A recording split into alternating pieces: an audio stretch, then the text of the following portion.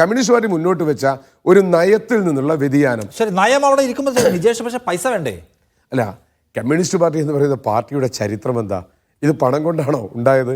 Nothing to lose but chains, നഷ്ടപ്പെടാൻ ഒന്നുമില്ല ചങ്ങലകളല്ലാതെ എന്ന് പറഞ്ഞ് പ്രവർത്തിച്ച അതൊരു പാർട്ടിക്കൊക്കെ, പക്ഷെ അവർ റൂളിംഗ് പാർട്ടിയാണ്. ആ ഒരു രാഷ്ട്രീയ പാർട്ടിക്ക് ഇന്ന് രാജ്യം ഭരിക്കുന്ന, സ്റ്റേറ്റ് ഭരിക്കുന്ന സമയത്ത് BJP ഗവൺമെന്റിന്റെ അടുത്ത് പോയിക്കൊണ്ട് അവർ പറയുന്ന നിബന്ധനകളെ ഒപ്പുവെച്ചുകൊണ്ട് വിദ്യാഭ്യാസ മന്ത്രി എന്ന് പറയുന്നത് കേട്ടപ്പോൾ വലിയ പ്രയാസം തോന്നി. നമുക്ക് പൈസ കിട്ടണ്ടേ.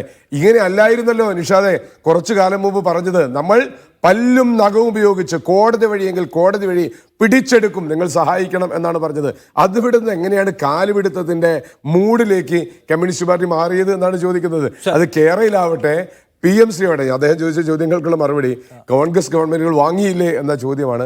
കോൺഗ്രസ് ഗവൺമെന്റുകൾ അല്ല സുഹൃത്തെ, അത് രേവന്ത് റെഡ്ഡി ആണെങ്കിലും ശരി, സുഗു ആണെങ്കിലും ശരി, സിദ്ധാരാമയ്യ സർക്കാർ ആണെങ്കിലും ശരി 2022 ഒപ്പുവെച്ചു എന്നുള്ളതാണ് രേഖകൾ പറയുന്നത്. പിന്നെ ബിൽഡിംഗൊക്കെ ആയെടുത്ത് അത് പൊളിച്ചു മാറ്റി പോകണം എന്നതായാലും ഞങ്ങൾ പറയാൻ തയ്യാറല്ല. ഏതായാലും PM ശ്രീ എന്ന് പറഞ്ഞാൽ നമ്മളെ മെഡിക്കൽ ഷോപ്പിന് മുമ്പിലൊക്കെ നരേന്ദ്രമോദിയുടെ ബോർഡ് വെക്കും പോലെ, റെയിൽവേ സ്റ്റേഷനിലെ ബ്രാൻഡിൽ നരേന്ദ്രമോദിയുടെ ബോർഡ് വെക്കും പോലെ കേരളത്തിലെ കുറേ സ്കൂളുകൾക്ക് മുന്നിൽ നരേന്ദ്രമോദിയുടെ ചിത്രം വെക്കാനുള്ള അവസരം ഉണ്ടാക്കി കൊടുക്കുന്നതിനപ്പുറത്തേക്ക് അത് വന്ന് ഉദ്ഘാടനം ചെയ്യാൻ പിണറായി വിജയനോ അല്ലെങ്കിൽ ശിവൻകുട്ടിക്കോ കഴിയുന്നതിനപ്പുറത്തേക്ക് ഒന്നും അതിൽ സംഭവിക്കാൻ പോകുന്നില്ല. നമുക്ക് ആ പദ്ധതി തന്നെ അറിയാം.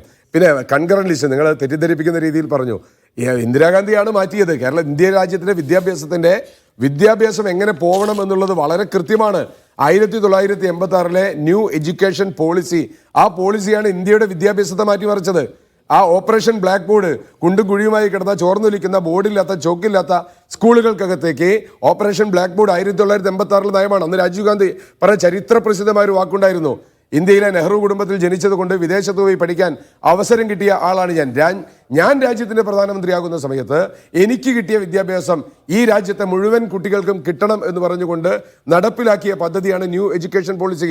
അവിടെ വെച്ചാണ് വിലപിടിപ്പുള്ള മസ്തിഷ്കങ്ങൾ ഇന്ത്യ രാജ്യത്ത് ഉണ്ടാകുന്നതും 10-15 വർഷം കഴിയുമ്പോഴേക്കും ലോകത്തിൻ്റെ വിവിധ ഭാഗങ്ങളിലേക്ക് മസ്തിഷ്കങ്ങളെ അയക്കുന്ന ഒരവസ്ഥയിലേക്ക് ഇന്ത്യ രാജ്യം മാറിയതും. അതുകൊണ്ട് ദയവ് ചെയ്ത് ഇന്ദിരാഗാന്ധിയൊന്നും കുറ്റം പറയല്ലേ.